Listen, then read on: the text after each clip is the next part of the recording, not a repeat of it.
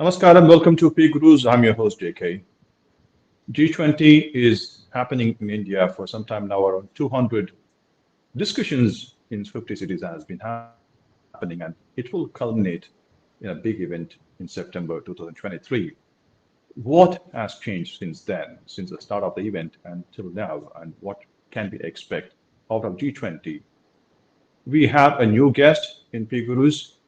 He is political and public policy making, or rather advisor, Mr. Banuchandar Nagarajan. Very happy to have him in our show today. Namaskaram, Swami. JK. Namaste, Vanakkam. How are you? Doing very well. How are you, JK? I'm doing good too. So I just read the article you wrote with regards to G20 and how it has changed. Maybe the perception of people in India, rather, we are not even talking about outsiders, right, from other countries. We are just talking about perception of people in India and how Modi ji has enabled them to think in a different way. I guess you have written very elucidly in that. So can you just explain in details what we meant by that? Sure. It seems like the usual players in making foreign policy, the bureaucrats, the think tank people, the journalists, and the other experts, they seem to be like in the almost also present category.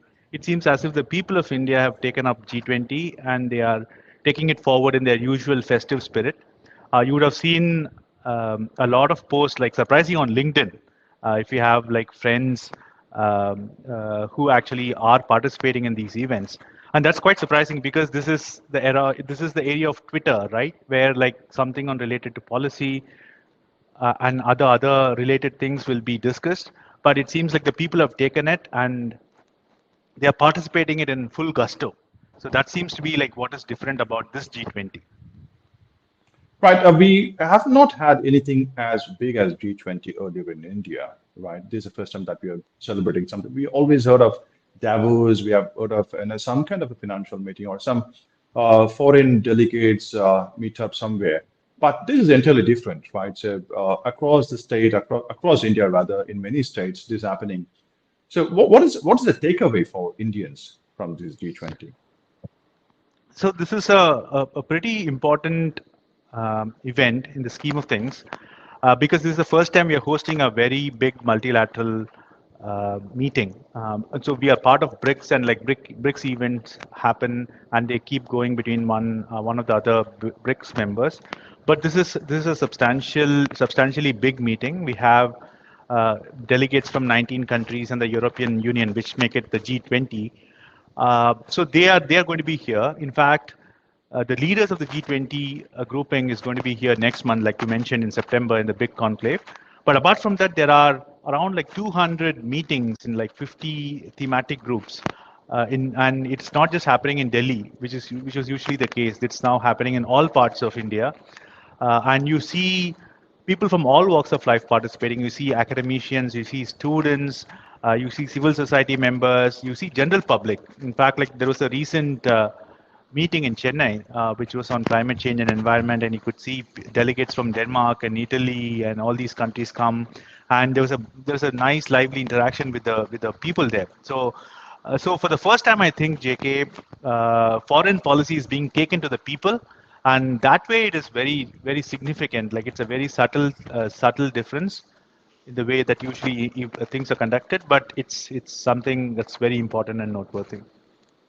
Well, I guess you started off saying that this was meant to be discussed with allies between them, among them, and I guess people just read about it and they can't have any opinion being aired by them. But you say the things have changed from then, from there. Yeah. So I remember a series of conversations and lectures in the late 2000s on how whether India even has a strategic culture, which is saying whether we can actually look at the world and make sense of it. This happened during the UPA era.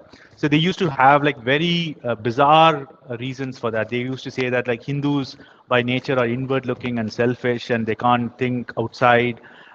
They would say that the Indian leaders, just because of our immense diversity, were focused on keeping the internal cohesion on instead of focusing outwardly. and also there were theories like whether we could actually even have a strategic culture, because we are a poor country and we have to take what is imposed upon us. So this was the prevailing scenario in the 2000s. And also, as I was mentioning, it used to be bureaucrats and like the so-called like smart people. They actually meet in five-star hotels here and they discuss these things as if like only they can opine and think and make opinions about foreign policy. They used to think about it, and there used to be like a press release or a note or a document put out, and that's how things used to work. And now Modi ji has taken it to the public. If you see, there are all these meetings happening across India, and if you look at it, it's a great way of capacity building, and in fact, like what Swami Vivekananda used to say, man making. So think of like the young student that attends one of these events. He or she will actually get a chance to think about what the other country is actually thinking and saying. He or she will go back, read about the country, think about their culture. Not only that, he or she will actually think about India's place in the world and also his or her place in the world.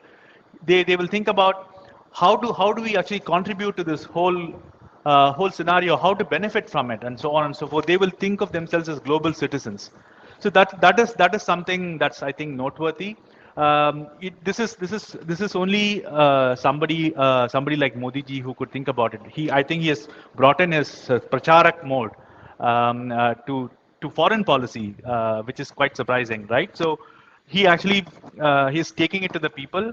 He's actually uh, looking at society, like looking at politics from a plane of the society, what is called social politics. Usually, when we talk about politics, it's about like the various strategies and the caste divisions and the issues and so on, right?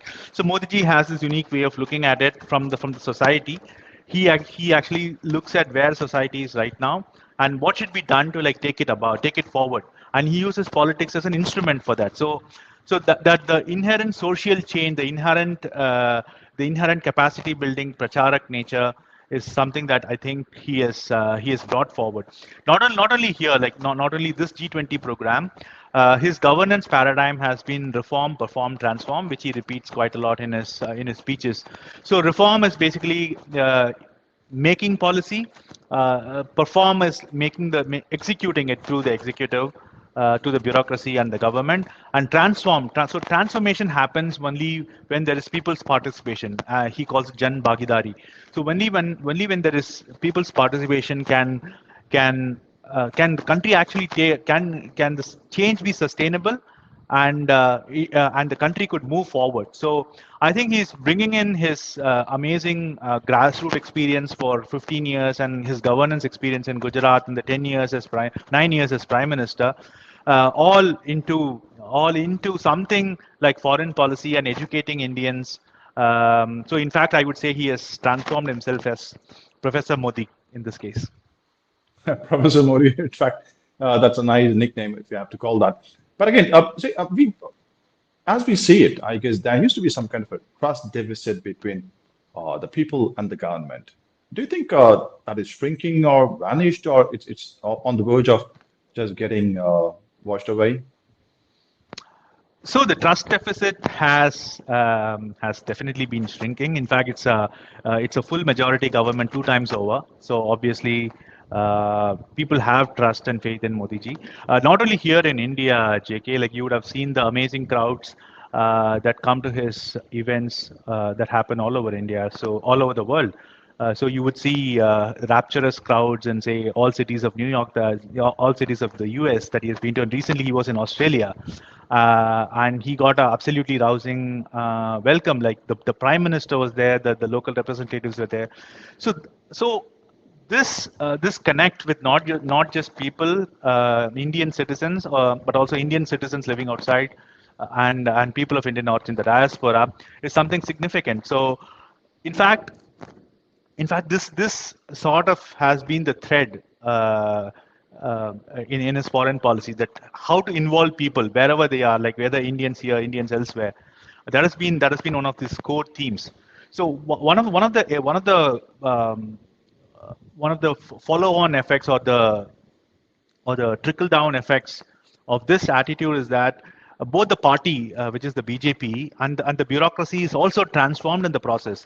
So BJP has a foreign affairs department, which organizes all these amazing events, and also they have actually they have party to party interactions with other countries as well. So, and one of the beauties of BJP making its manifesto, it's also top down. It's also bottom up in the sense that people's opinions are solicited and it sort of trickles up and actually is made into manifestos, unlike other parties which actually depends on experts. And another change has been with bureaucrats now are very aggressive, and they actually look for investments, they look for strategic advantages that they could extract from other countries. You could see like proactive investments coming in from more notably recently in France and in the United States. Also, like this was very apparent during the COVID COVID time, when we actually uh, rescued people from who were stranded, and we actually gave vaccine to so many countries through Operation Maitri. Recently, in the Ukraine Russia war, we negotiated very strategically with Russia, not upsetting the US, so that we could get cheap energy, which has been a substantial boon, because otherwise our inflation would have skyrocketed and common people would have suffered.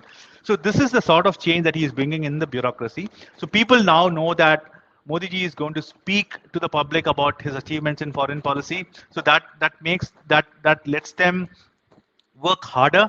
They know that they will be pulled up if they are not contributing. So it is a very far cry from how foreign policy was conducted in the capitals around the world, where it was less more whining and dining and cutting these small deals and so on. So I think it is changed quite substantially in nature.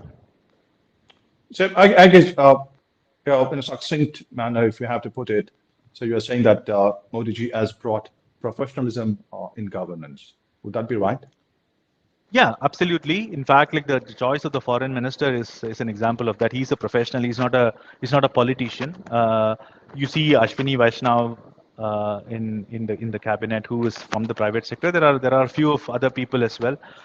So yeah, professionalism in governing has been important, and I think like we are entering a very complicated world, JK, and also it requires a lot of experts to achieve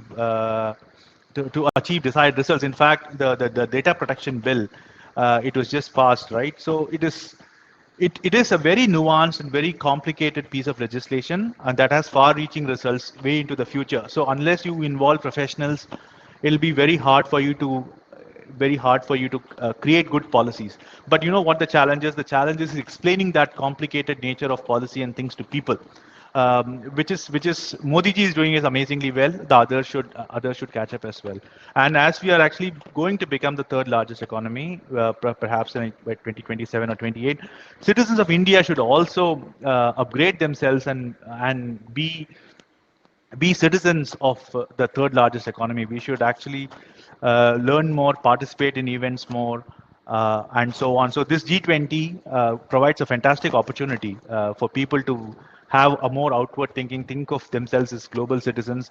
In fact, Modi ji says that we have to build for the world. Make in India is not just from India. It is make in India for the world. So I think we should embrace those philosophies in our daily lives as well.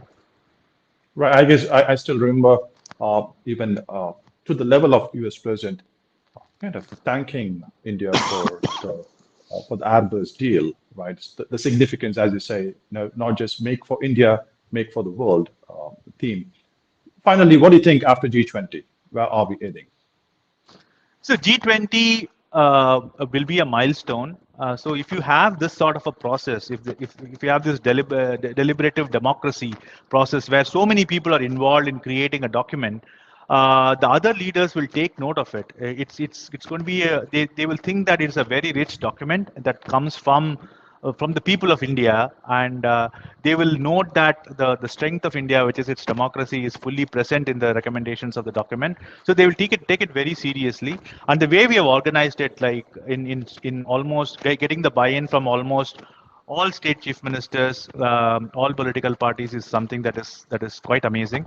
So let's see. We have been presenting our case for a permanent membership in the UN for quite some time now. Hopefully, this is one more step, and in that journey of proving that we are worthy of that membership. So hopefully that will happen soon. Okay, so you're saying that federalism of India is out in open. I guess every state is participating with the center to ensure G20 is running very smoothly. And thank you very much, Banu, for this short brief about what's happening in G20. Thank you very much. People, if you like this program, do like, share, and subscribe, and share it with your friends as well. Thank you. Thank you.